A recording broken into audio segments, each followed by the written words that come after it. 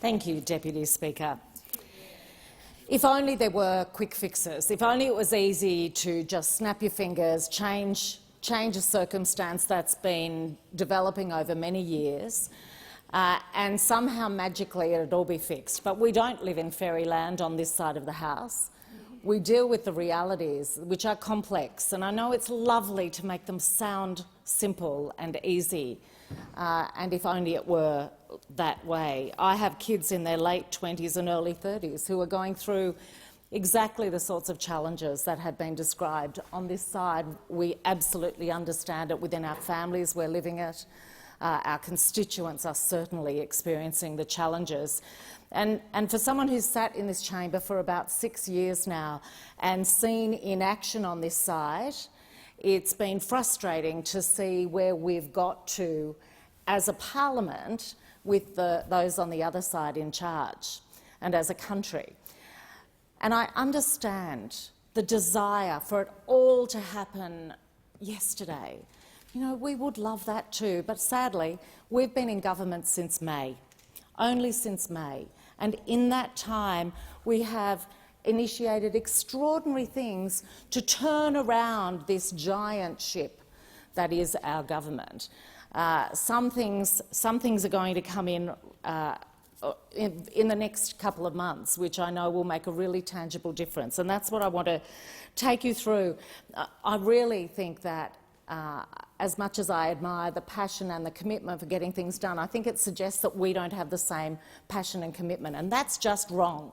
On this side, we are totally driven to reduce inequality, to create opportunities for people, and to give not just my kids, but their kids and their kids' kids a better place to be.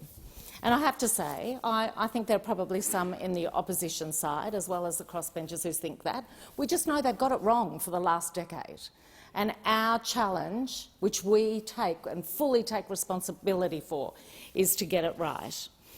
And, you know, think about the things that members in this chamber have witnessed just since May. And even in the last couple of weeks. For a start, things to get wages up. There are people whose wages are rising, where there was no prospect of it a year ago, or even 8 months ago. So let's remember what some of those are. A minimum wage increase in line with inflation for low-paid workers. That's dollars in people's pockets. It's dollars that they get to spend to eat better, to be able to pay their rent. Doesn't mean, of course, that suddenly things are perfect, but that's why it was one of the first acts we did, was to support wage increases. And that minimum pay rise of $40 a week for full-time workers benefits around 2.7 million workers. Let's think about the support we gave for an increase in the salaries of aged care workers. It never been done in this place in the last decade. None of the 3 previous governments had written anything to the Fair Work Commission to support these pay increases. Now, these are the things that make a difference and will continue to make a difference as the Fair Work Commission works through that aged care process. And let's think about the legislation that this chamber has been talking about today, which is, I have to say, a lot about women, about pay and inequality, but about gender and inequality. And that legislation contains things that can bring about some of the most fundamental changes, making sure that the women of work no longer is undervalued. The women who work and the men who work in the caring professions, but professions that are largely feminised. Now, these are the things that actually change the country, not just with a sugar hit, not just this instant, but they change it for the current generation and for future generations.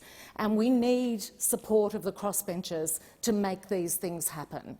You and we can work collaboratively together on this, and that will be the best way forward for this country, not to be constantly saying it's all or nothing. This is about collaborating. It's how we're going to turn Australia around, collaborating across the board.